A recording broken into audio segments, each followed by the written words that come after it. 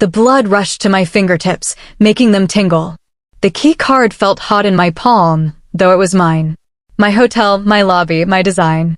And yet I stood outside like an unwanted solicitor. Vanessa blocked the glass doors with her body.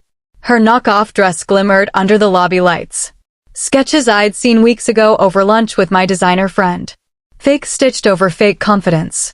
"You can't seriously think you're coming in," she whispered, lips curling as if the words themselves had been rehearsed for years. Inside, my father's booming laughter roared. That sound used to mean home. Now it meant exile. Yesterday, I signed a $100 million expansion deal. Today, I was too embarrassing to step inside my own hotel. The envelope in my clutch felt heavier. Tuscany. A villa. A deed. A birthday gift they could never imagine. Vanessa tilted her chin toward me. "This is the Grand Azure, Ellie. The tasting menu alone costs more than you make in a month." I wanted to laugh. That menu is mine. My chef. My creation. But instead I stood still. The absurdity burning holes in my chest. Memory bled in. 10 years ago. Father's words. No daughter of mine is going to be a glorified waitress. So I let them believe it. Let them picture me scraping by, waiting tables. Meanwhile, 35 hotels across 3 continents rose under my name. The waitress built an empire. Eleanor. My mother's voice sliced clean through my thoughts, sharp as crystal against glass. She appeared behind Vanessa. Her face was tighter than her pearls. "What are you doing here?" "We discussed this."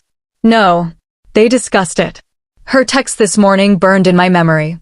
"Don't come to Dad's birthday. You can't afford it. Don't embarrass us." I lifted the envelope. A gift. Her eyes narrowed at my clutch. Handmade Italian leather. Worth more than Vanessa's car. A gift card to Olive Garden? Vanessa sneered. Or did you scrape enough tips to buy him something from the mall? My mother's glance lingered. Cutting, calculating. Whatever it is. I'm sure your sister's gift is more appropriate. She just made junior partner, you know. I knew. I also knew her firm was clawing at the chance to lease space in one of my towers. The lease they couldn't quite afford. My real estate division sent me the file yesterday.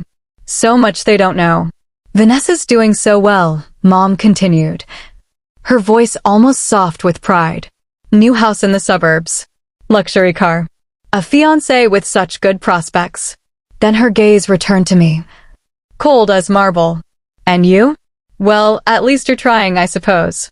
Trying. I thought of my penthouse. Its floor-to-ceiling windows overlooking Central Park. I thought of my collection of rare wines. The staff who ran my life like clockwork. The shareholders who called me visionary. Trying. The word stuck like glass in my throat. The key card was still in my hand. Still mine. The lobby lights shimmered through the doors.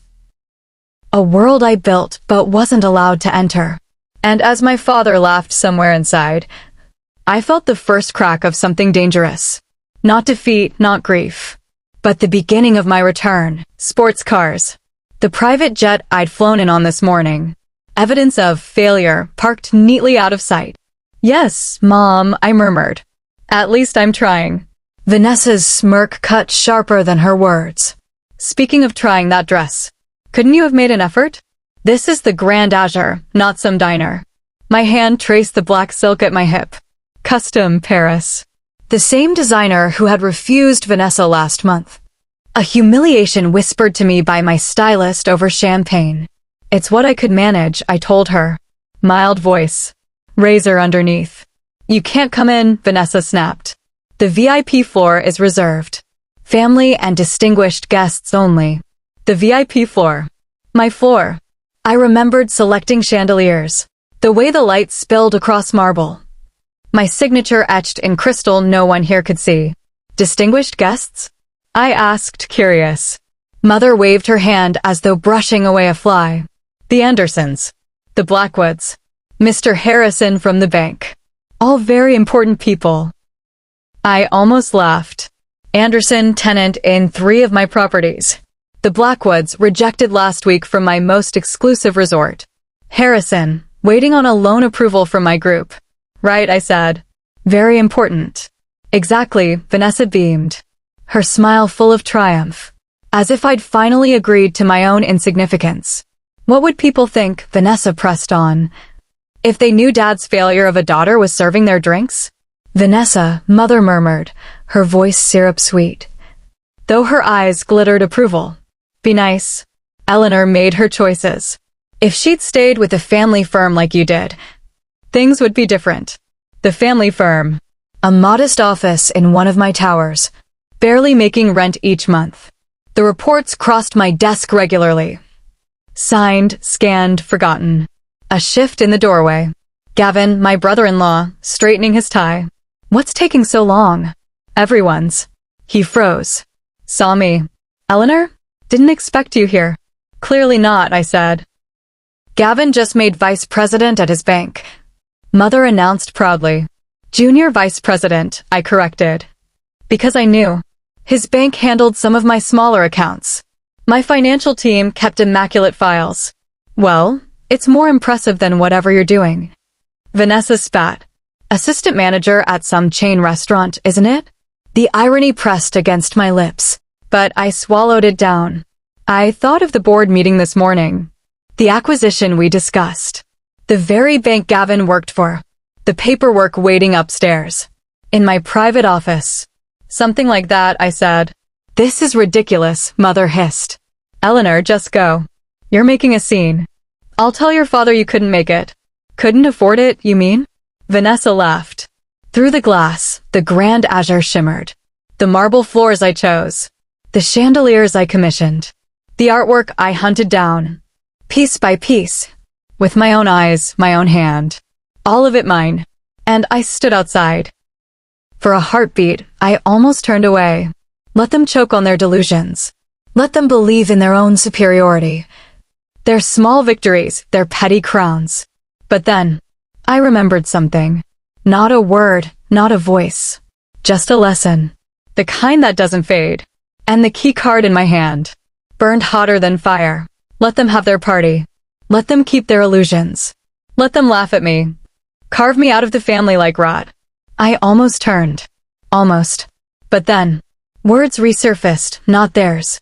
Not venom, not dismissal. Success doesn't mean anything if you can't stand up for yourself.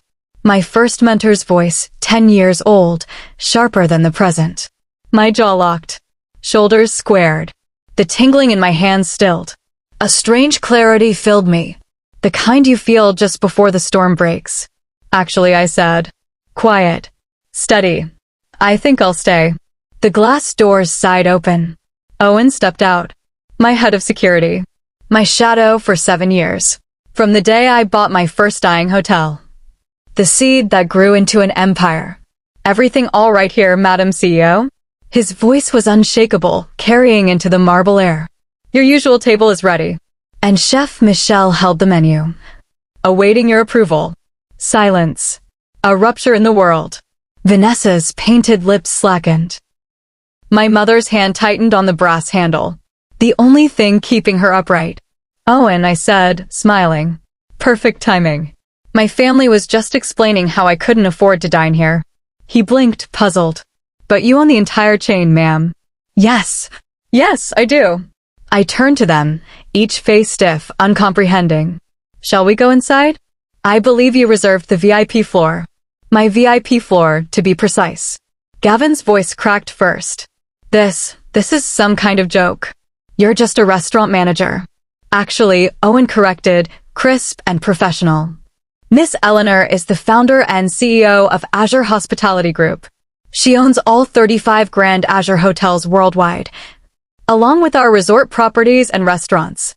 Vanessa's clutch fell. A hollow, expensive echo, clattering against the marble steps. But that's impossible, she whispered.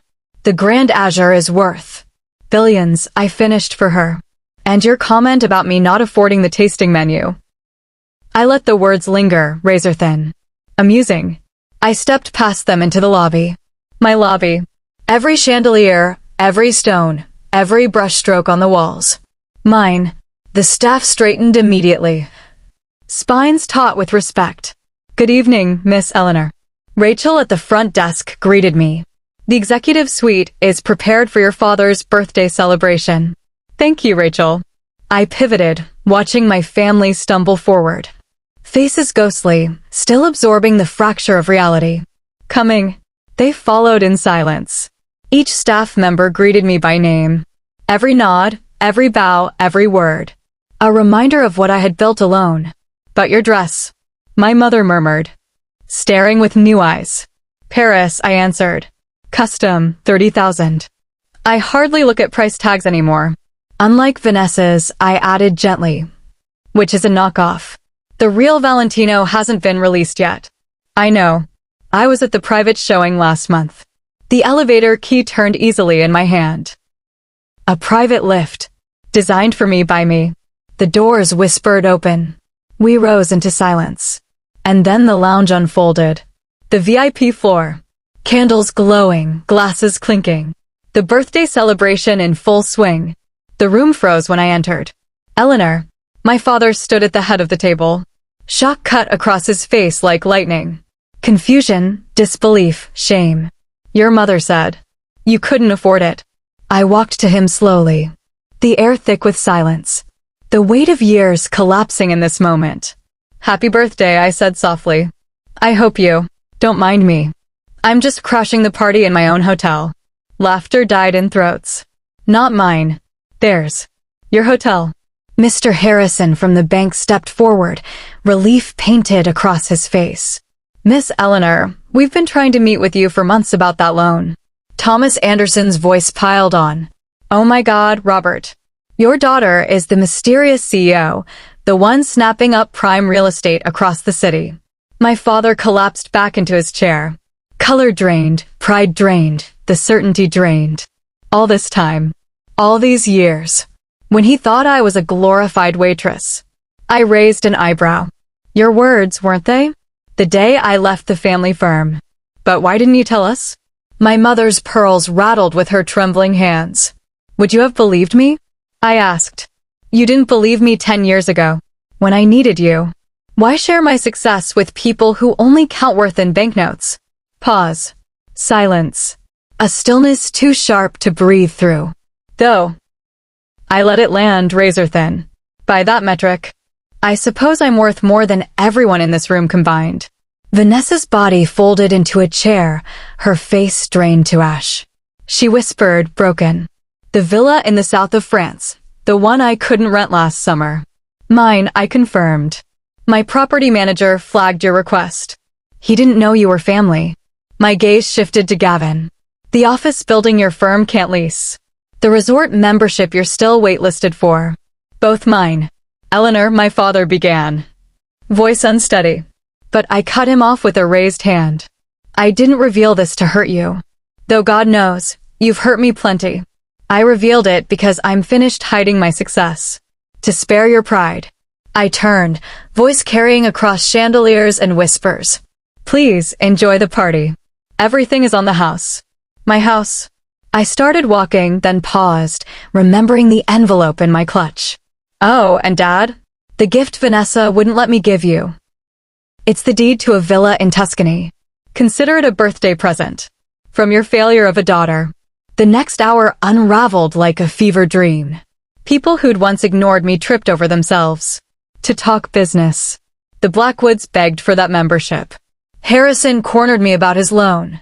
Vanessa's fiancé disappeared. Vanished once he realized her future partnership. Depended on leasing office space. She couldn't afford. In my building. Gavin kept calling. His voice clipped, desperate. Updating his resume, no doubt. Mother cried. Stopped. Cried again. Then tried to explain to the guests. She'd always believed in me. Always. Later, the terrace. The city stretched out below us. Buildings like chess pieces against the dark. My father stood alone. He didn't look at me when he spoke. Those buildings, he murmured. Pointing to the skyline. How many do you own? Enough, I said. The family firm's building included. His head bowed. I was wrong about you, Eleanor. So terribly wrong. Yes, I agreed. You were. A pause. A breath. His voice broke. Can you forgive us? Forgiveness. The word fluttered in the air. but never landed. Forgiveness isn't the issue, Dad. I looked at him. The man who measured my worth in what I could never be. Respect is. You never respected my choices. You never believed in my abilities. You only respect success once it's proven. And the lights of my city burned brighter than his silence. Can you ever forgive us? The words hung like smoke. My father's voice cracked. My father's eyes hollow. A lifetime late. I thought of the years. The dismissals. The smirks. The endless chorus of not enough. Forgiveness? That was never the wound. It isn't forgiveness, Dad. The words slid out calm. Like glass laid on velvet. It's respect. You never respected my choices. Never believed in my abilities. You only respect success. Once it's undeniable.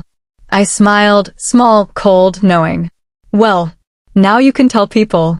Your daughter owns the Grand Azure. That should keep the dinner parties interesting. I left him, standing in the glow of chandeliers. He hadn't chosen. Beneath a roof I paid for. The skyline called me upward. To my office, my floor. My world. Tomorrow. The shift. Vanessa. Golden child no more. Her shine stripped. Her fiancé already gone. Mother. Rewriting history. Fast, desperate. As if erasure could become loyalty. Gavin. Bank crumbling beneath him. The acquisition papers waiting. My signature poised. But tonight, I sat at the table. Not theirs. Not borrowed. Not conditional. A table I had built. In a room I owned. Under a roof I raised from stone and steel. And that was worth more than any scrap of belated approval they might one day choke on.